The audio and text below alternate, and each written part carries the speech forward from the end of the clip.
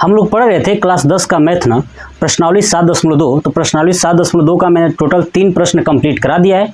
चलिए देखते हैं क्वेश्चन नंबर 4। देखिए कह रहा है कि बिंदुओं -3, 10 और 6, -8 को जोड़ने वाली रेखाखंड को बिंदु -1, 6 किस अनुपात में विभाजित करता है ना, किस अनुपात में विभाजित करता है, समझिएगा इस बात को।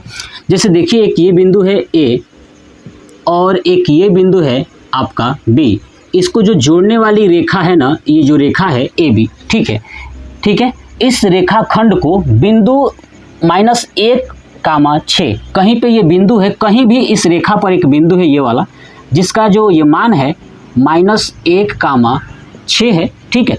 और जो ये बिंदु ए है और ये बी है, इसका मान यहाँ पे दिया हुआ है -3 और 10, दूसरा दिया है 6 -8, ये हो गया 6, -8, ठीक है।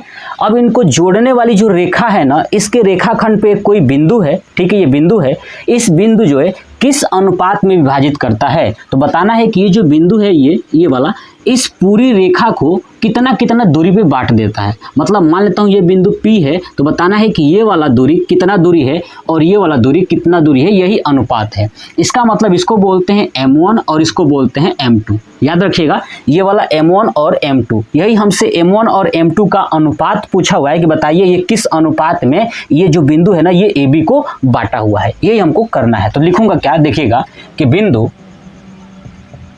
बिंदु A तथा B है ना, A तथा B को जोड़ने है ना, जोड़ने वाली रेखाखंड का बिंदु कौन सा है, P है ना। हमने P माना है ना, A और B को जो जोड़ने वाली जो रेखाखंड है ना, ठीक है, रेखाखंड को क्या P है ना, लिखूंगा रेखाखंड को बिंदु P M1 तथा M2 अनुपात में है ना, M1 तथा M2 अनुपात में बांटती है, क्या कर देती है, बांटती है, ठीक है। तो हम लोग अगर M1 और M2 का अगर मान ज्ञात कर देना तो इसका आंसर हो जाएगा, बस यही तो करना है। चलिए अब हम लोग एक फार्मूला पढ़े थे, क्या पढ़े थे कि जब दो बिंदुओं को, ठीक है, दो बिंदुओं को किसी अनुपात में बांटा जाता है तो उस बिंदु का निर्देशांक क्या होगा, ठीक है ना, ये हम लोग ने पढ़ा था फार्मूला। तो ध्यान से सुनिए कि x बराबर क्या हम लोगों ने पढ़ा था, x बराबर M1 x2 plus M2 x1 बटे M1 प्लस M2, ये हम लोगों ने पढ़ा था। ऐसे ही y बराबर हम लोगों ने क्या पढ़ा था, M1 y2 plus M2 y1 बटे M1 प्लस M2, ये हमने पढ़ा था। देखिएगा ध्यान से, अब समझिएगा। अब देखिए M1 x2, ठीक है। अब कॉन्सेप्ट देखिए, हमारे पास दो बिंदु है ना, A और B, ठीक है, A और B। तो देखिएगा A बिंदु कौन सा है, यहाँ पे लिख देता हूँ, यहाँ पे आप समझाने के लिए आपको -3 और ये 10 है, और B बिंदु कौन सा है आपका 6 -8 है। आज ये बीच वाला P दिख रहा है ना, ये X और Y है ना, ये X और Y है, समझिएगा ध्यान से। X Y का मतलब क्या है कि जो ये X है ना और ये Y, यही है निर्देशांक। कौन, ये X का मान -1 है और Y का मान 6 है, ठीक है। तो समझिएगा ध्यान से, देखिएगा मेरी बातों को समझिए। देखिए अब यहाँ पे रखूंगा X। अब बताइए यहाँ पे मान लिखता हूँ, देखिएगा x बराबर कितना दिया हुआ है, तो ये है x आपका -1, क्या है -1। ऐसे ही आप देखिए x2 और x1, देखिएगा x2 कितना दिया हुआ है, तो देखिए ये है आपका, देखिए ये है x1 और ये है y1 और ये है आपका x2 और ये है y2।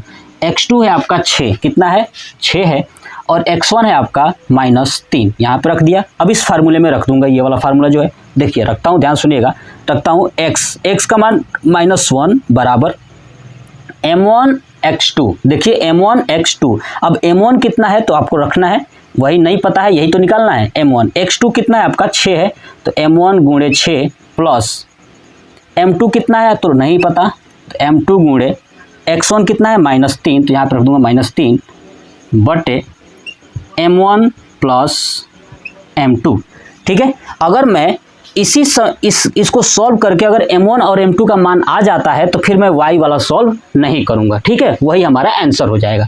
अगर नहीं आएगा तो फिर मैं y वाले को भी करूंगा। ठीक है, दोनों से सॉल्व करेंगे। ठीक है, लेकिन कोई स्टूडेंट्स अगर दोनों सॉल्व कर देता है तो बाबू कोई दिक्कत नहीं है, अगर दोनों भी सॉल्व करोगे ना तो M1 और M2 का मान सेम ही आने वाला है, कोई भी गलती नहीं होगी। चलिए देखिए अब क्या होगा, M1 प्लस M2 से क्रॉस मल्टीप्लीकेशन तिरछा करेंगे -1 में, तो क्या हो जाएगा -M1। कैसे, -1 गुणे M1 करेंगे तो -M1 हो जाएगा। ठीक है, -1 अब ये प्लस M2 में करेंगे तो -M2 हो जाएगा, -M2 बराबर, अब ये जो बचा है ना 6M1।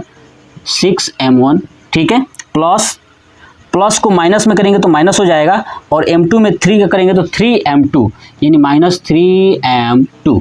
ठीक है, अब देखिए M1 एक तरफ कर लेता हूं और M2 एक तरफ कर लेता हूं, तो देखिए -M1 है, ये इस 6M1 है, इसको लेफ्ट में लेके आएंगे तो क्या हो जाएगा M1 माइनस 6M2, ये M1 ये होगा बराबर, M2 है पहले से इधर 3M2 और ये -M2 उधर चला जाएगा तो +M2 हो जाएगा।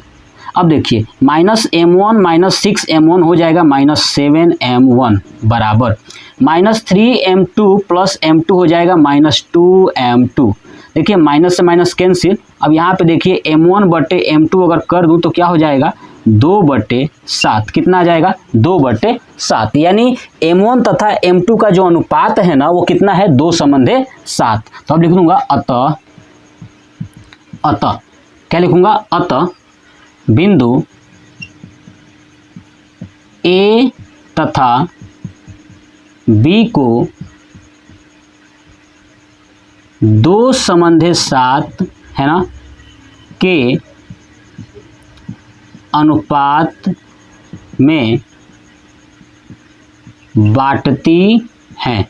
कौन से 2:7 के अनुपात में बांटती है, कौन, ये बिंदु P वाली। ठीक है, तो यही आपको करना था। अब देखिए M1 और M2 का मान अनुपात में आ गया है, इसलिए मैं आगे नहीं किया। अब y का भी करोगे ना आप, y का मान रख के तो बिल्कुल सेम यही आएगा 2/7। तो ये हो गया हमारा क्वेश्चन नंबर 4 पूरा कंप्लीट। स्क्रीनशॉट ले लीजिए।